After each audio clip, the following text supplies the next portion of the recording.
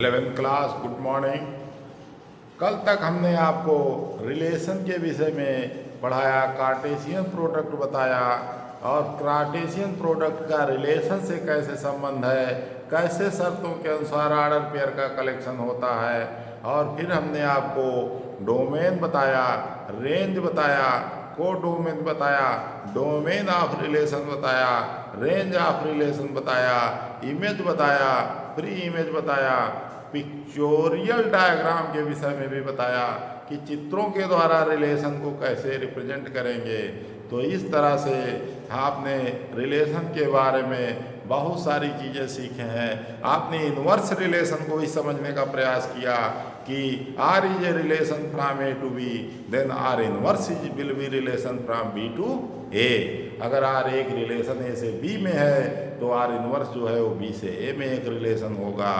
किसी एक सेट में भी रिलेशन हो सकता है, जैसे आपके घर परिवार में ही रिलेशन होते हैं आपस में, उसी तरह सेट में भी रिलेशन होते हैं। अगर कोई रिलेशन किसी सेट पर ही परिभाषित है तो suppose that A is in set और R is a relation in A, then R is a relation from A to A. देखिए हम क्या लिखते हैं उसको थोड़ा समझने का प्रयास करिए। और फिर आज हम आपको टाइप्स ऑफ रिलेशन के बारे में बताएंगे।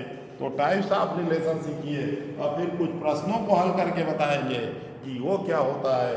तो देखिए, तो अभी तक हमने आपको बताया कि दो सेट के दो फैमिली के बीच में रिलेशन है तो क्या लिखते हैं, A and B non empty set है।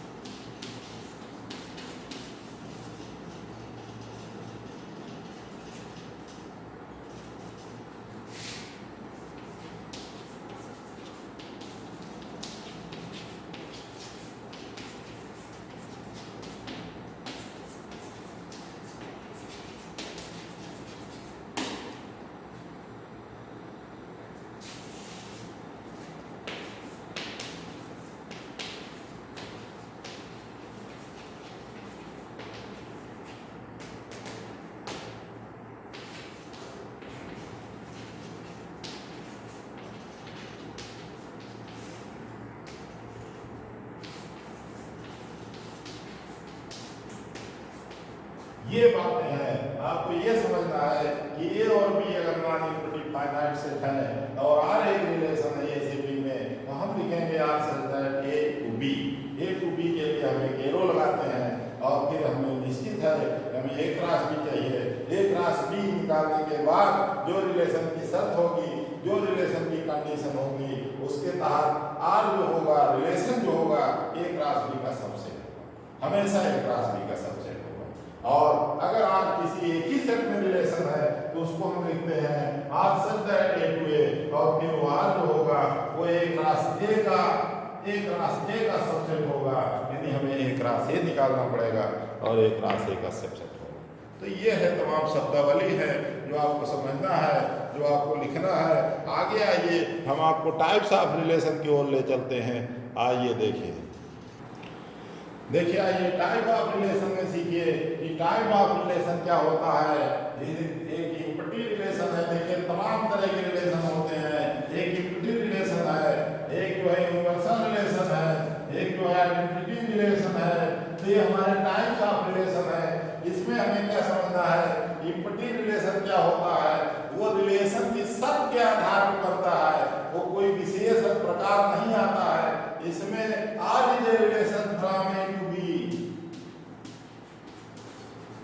और आर की शर्त ऐसी है कि आर में कोई एलिमेंट ही नहीं है। ये जरूर है कि आर सबसेट एक राशि होगा, लेकिन आर की शर्त ऐसी थी कि आर में कोई भी एलिमेंट नहीं नल सेट हो गया, कोई भी ऑर्डर पेयर नहीं है, नल सेट।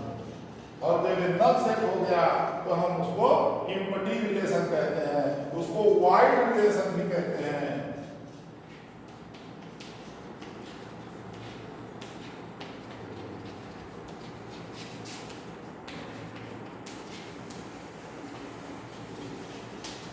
वाइड रिलेशन कहते हैं। तो ये इसके जो शर्तें हैं उस आधार पर एक भी एलिमेंट नहीं आएगा। भैया आपके यहाँ कोई रिलेटिव नहीं आता तो आपके यहाँ कोई प्रॉब्लम होगी, आपके यहाँ कोई शर्त होगी ऐसी जिससे लोग बिलोंग नहीं कर रहे हैं, लोग नहीं आ रहे हैं, तो आप अपने को क्या करिए, अपना एनालिसिस करिए, आपकी हमारे में प्रॉब्लम क्या है जो हमारे यहाँ लोग नहीं जुड़ रहे हैं, हमारे सेल में एक भी एलिमेंट नहीं आ रहा है, क्यों नहीं आ रहा है, ये विचार, ये प्रश्न है। तो अगर रिलेशन मेंटेन नहीं हो रहा है तो क्या प्रॉब्लम है, कैसे हम रिलेशन को अपडेट करेंगे, ये सब चीज़ें आपको सोचने के लिए मजबूर करती हैं, जो सोशल रिलेशन में लागू होता है। ये मैथमेटिकल रिलेशन है, यहाँ तो स्ट्रिक्ट कंप्लायंस है, यहाँ कोई रिलैक्सनेस नहीं है, वो no relax is there, no slackness is there, कुछ नहीं है। यहाँ जो आपने शर्त लगा दी उसके तहत है। सोशल रिलेशन में स्लैकनेस होता है, रिलैक्सनेस होता है, फ्लेक्सिबिलिटी होती है, यहाँ no flexibility, totally strict compliance. Mathematics की जो शर्तें हैं, मैथमेटिकल कंडीशंस है, उसको फॉलो करेगा। यहाँ देखिए यूनिवर्सल रिलेशन में R is a relation from A to B. अगर रिलेशन की शर्त ऐसी हो कि आर जो है वो पूरे कार्टेशियन प्रोडक्ट के बराबर हो जाए तो हम कहेंगे कि वो यूनिवर्सल रिलेशन है, तो वो यूनिवर्सल रिलेशन। आइडेंटिटी रिलेशन किसे कहेंगे, तो आइडेंटिटी रिलेशन के बारे में बोलिए, ये कहते हैं कि अगर किसी सेट का उसी सेट से रिलेशन हो, R is a relation in ए,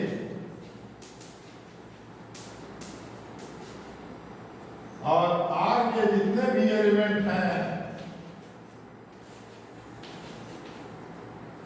जो डोमेन के एलिमेंट हैं वो सेल्फ से रिलेटेड हो, ऐसी स्थिति बन जाए तो हम उस रिलेशन को आइडेंटिटी रिलेशन कहते हैं। यानी हर एलिमेंट अपने से रिलेटेड हो जाए तो वो हमारा आइडेंटिटी रिलेशन को परिभाषित करता है। इस चीज को आप समझने का प्रयास करिए। जैसे अब आप एग्जाम्पल के थ्रू भी समझने का प्रयास करिए कि अगर ए इज इक्वल टू 1 2 3 4 हो, 4 एलिमेंट हो और आर में हमारे जो ऑर्डर पेयर आए 1 1 आ जाए, 2 2 आ जाए, 3 3 आ जाए, 4 4 आ जाए, अगर ये 4 एलिमेंट हमारे आ गए तो हम कहेंगे कि रिलेशन आइडेंटिटी रिलेशन है। लेकिन अगर 3 आए 4 4 नहीं आया तो हम कहेंगे ये आइडेंटिटी रिलेशन नहीं है, क्योंकि 1 1 है, 2 2 है, 3 3 है, 4 4 हमारे एलिमेंट नहीं है। यानी 1 1 है, 2 2 है, 3 3 है, 4 4 नहीं, 4 4 does not element of R, hence it is not a identity। आप लिख सकते हो, अगर ऐसी स्थिति बनती है तो आप लिखोगे, लेकिन यहाँ तो सारे एलिमेंट हैं, इसलिए आइडेंटिटी रिलेशन का ये आइडेंटिटी। इस तरह की बात आपको समझनी है कि जितने भी एलिमेंट ए में हो सभी के लिए सारा element for each a element of A element of R, अगर ऐसा है तो हम उस रिलेशन को आइडेंटिटी रिलेशन कहते हैं। आइए थोड़ा इसके एग्जाम्पल भी देखिए, कल हमने बताए थे कुछ, आज भी देख लीजिए। आइए आप इस एलिमेंट इसके देखिए, A equal to 1 2 3 4, B equal to 1 5, R is equal to x y such that x plus y is equal to 10। ये सर पहले और दूसरे एलिमेंट का जोड़ 10 होती है बात। R is equal to कितने एलिमेंट आएंगे, आपकी ऐसी शर्त है कि भैया एक भी एलिमेंट। देखिए सबसे बड़ा 5 है, सबसे बड़ा 4 है, 4 5 जो होगा 9 होगा 10 है। तो ये है, इसमें क्या है यूनिटी रिलेशन हो गया, वाई रिलेशन। इसमें और इस तरह बना सकते हो आप, अभी देखिए।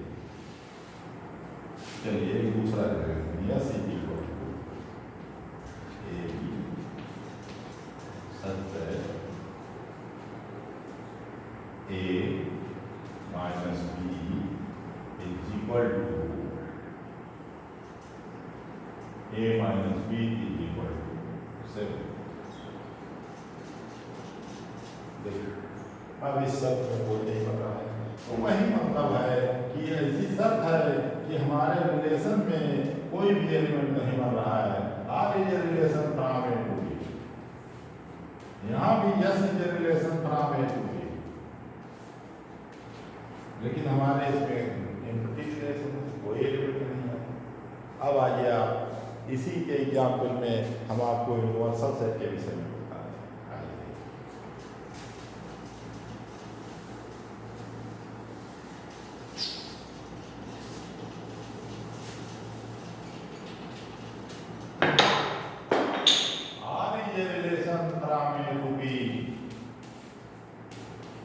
देखिए अब यहीं पर हम बता रहे हैं अगले relation, R is equal to x y such that x plus y less than 10।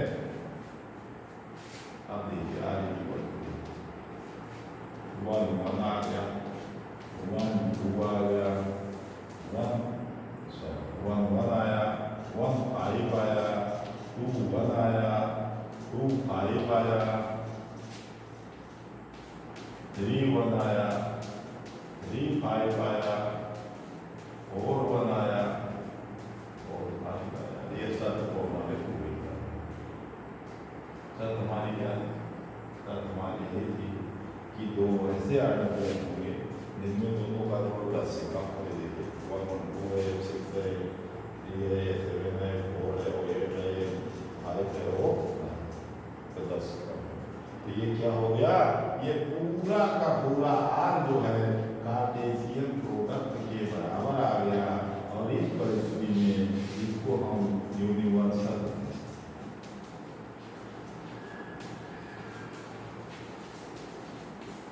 तो ये बात है आपको रिलेशन समझने में। तो ये यूनिवर्सल रिलेशन है।